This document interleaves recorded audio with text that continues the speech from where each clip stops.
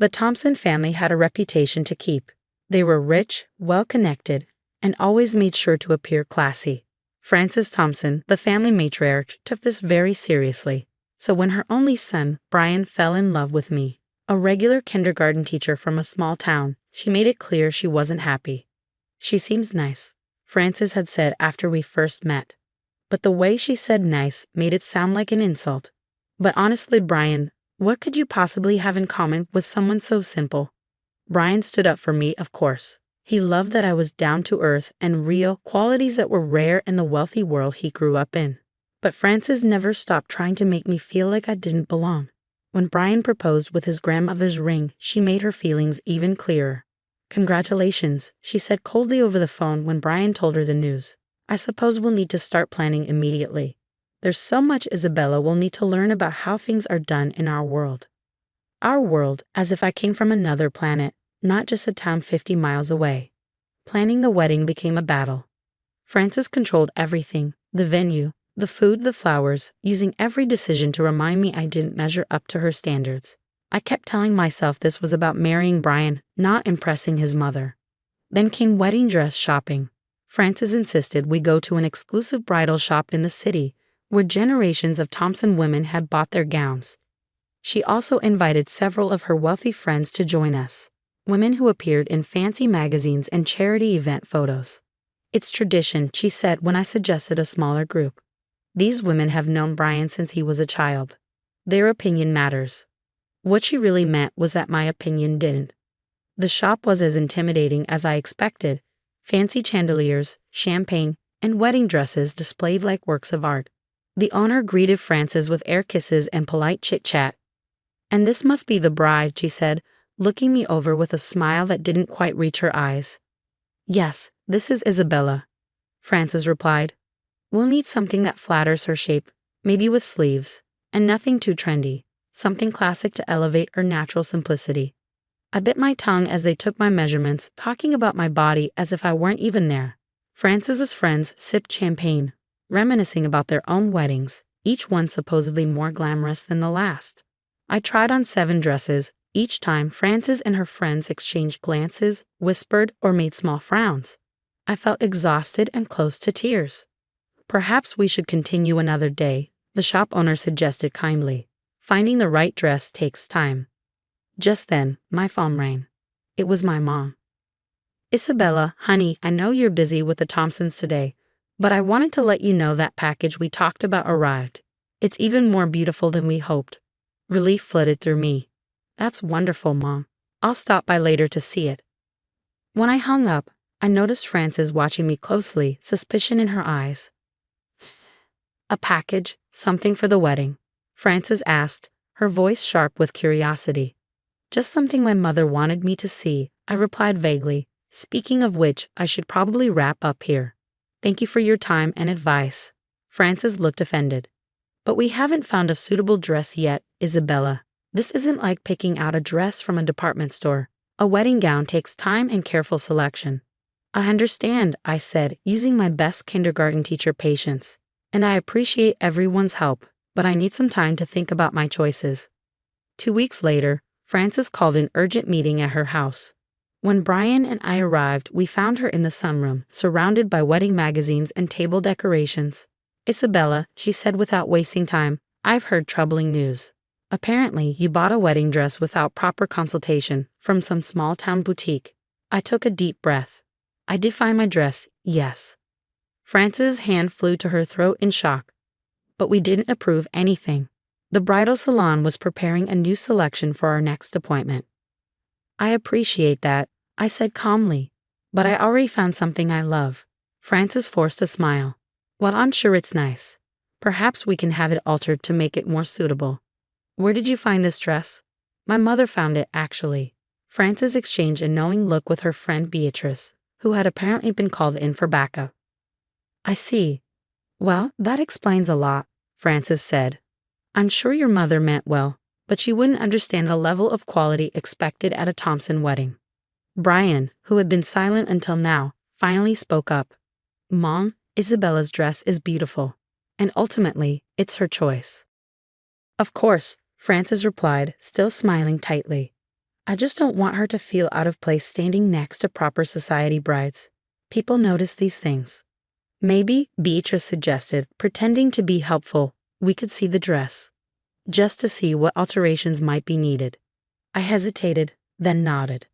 Actually, I brought it with me today. I thought you might want to see it. Frances' eyebrows shot up. You brought it? Here. Today. It's in the car. I'll go get it.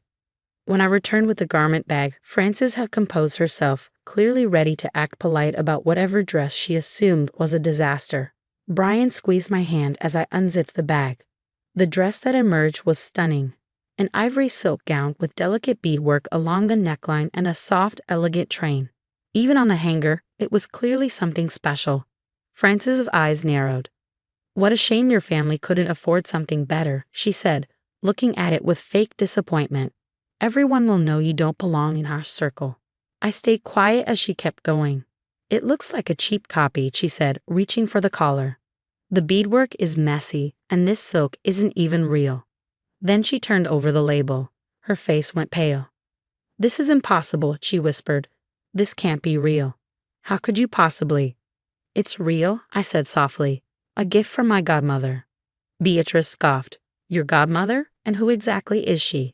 Before I could answer, the doorbell rang.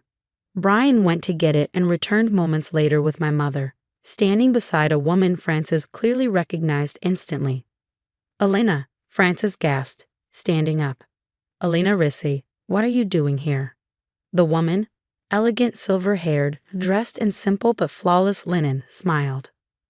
Maggie Thompson, it's been, 30 years? Still terrifying young brides, I see. Some things never change. My mother stepped forward and gently squeezed my shoulders. I believe you've been getting to know my daughter, though maybe not as well as you thought. Frances looked between them, confused. I don't understand. How do you know Elena Rissy? Elena, the Elena Rissy, world-famous designer, laughed lightly. Catherine and I were college roommates. Model? Frances repeated weakly, staring at my mother, the small-town kindergarten teacher she had assumed was ordinary. Just for a few years, my mother said modestly, before I met Isabella's father and decided to move back home. But Elena and I stayed close. She's Isabella's godmother, and when she heard about the wedding, I insisted on designing her dress myself, Elena finished. Catherine was like a sister to me when we were starting out.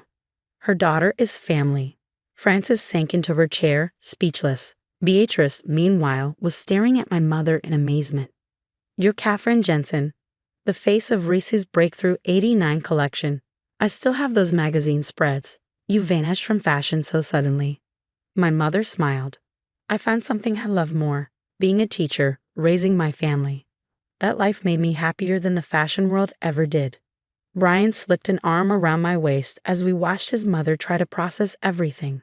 So you see, Frances, I said gently, I do appreciate your help with the wedding. But I also have my own resources. And more importantly, I know exactly who I am, even if you misunderstood at first. A heavy silence followed until Elena clapped her hands. Shall we talk about the rest of the wedding? I brought some design ideas for the mother of the groom, something that will look perfect next to Isabella's dress. Maggie, if you're interested. 2 days later, Brian and I were having dinner at my parents' cozy home. He looked at the framed photos on the walls, magazine covers from my mother's modeling days next to childhood pictures of school plays and soccer games. I've never seen these before, he said, helping my dad grill vegetables in the backyard. Your mom was a big deal. No wonder my mother's acting so differently now. My dad laughed. Catherine has always been impressive. She just never made a big deal about it. Still is, I called from the patio, setting the table with my mom. She smiled. The funny thing is, Frances and I probably would have had things in common if she just asked instead of assuming. We both walked away from high-profile worlds to focus on family. We both value education and community, but she was so busy deciding where I fit that she never really saw me. After what Brian jokingly called the dress revelation, wedding planning changed. Frances didn't become warm, but she was more respectful. She asked instead of demanded and even accepted my mother's help, especially after realizing my mom's old connections included more than just Elena Rissy. On my wedding day, as my mother helped me into the beautiful dress that had caused all the drama, I thought about how this experience had unexpectedly given me something special. It had connected me to my past and made me even more sure of who I was. You know, my mother said, adjusting my veil, I wore the most expensive gowns in the world.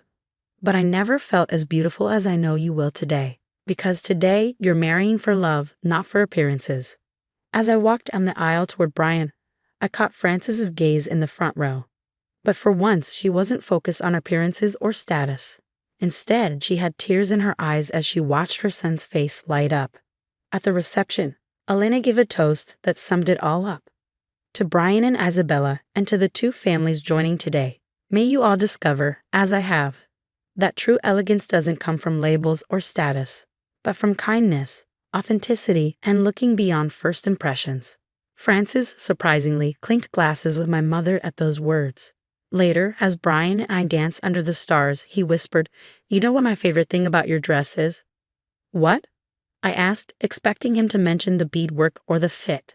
That underneath all that designer magic, it's being worn by the same down-to-earth kindergarten teacher I fell in love with, the one who knows exactly who she is, with or without a fancy label. I kissed him, grateful to have someone who had seen me clearly from the very start, something his mother was only now learning to do. 6 months after the wedding, Frances invited my mother and me over for tea. This time, she skipped the fancy drawing room and led us to a sunny patio instead.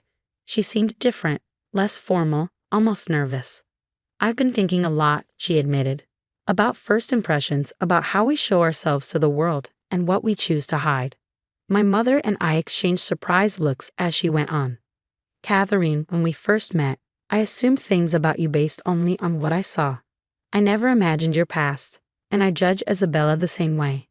She hesitated, then took a deep breath. "The truth is, before I married into the Thompson family, my background was more like yours than anyone knows. My father owned a hardware store. I worked as a sales clerk to put myself through college." We both stared at her. Frances Thompson, who always acted like she had come from old money, had actually worked her way into high society. When I met Philip, I wanted to fit into his world. I studied how the right people dressed, spoke, and entertained. I erased my past so completely that even I started to believe I had always belonged. She looked at me. "When Brian brought you home, Isabella, I wasn't seeing the wonderful person who made my son happy. I was seeing my old self, the part of me I had spent years trying to forget. I was afraid he'd expose the truth I still struggle with." My mother spoke gently. "We all change over time. There's nothing wrong with that." Frances shook her head. The mistake wasn't changing. It was looking down on others for not fitting into the world I forced myself into. She reached across the table and placed her hand over mine, something she had never done before. "I hope I can be a better mother-in-law moving forward, and maybe, in time, even a friend." On the way home, my mother and I tried to make sense of what had just happened. "Do you think she really meant all that?" I asked. "Yes," my mother said. "Sometimes people don't see themselves clearly until they see a reflection in someone unexpected. Like a kindergarten teacher wearing an Alessandro Rossi dress," I joked. My mother laughed. "Exactly, but the dress didn't change who you are.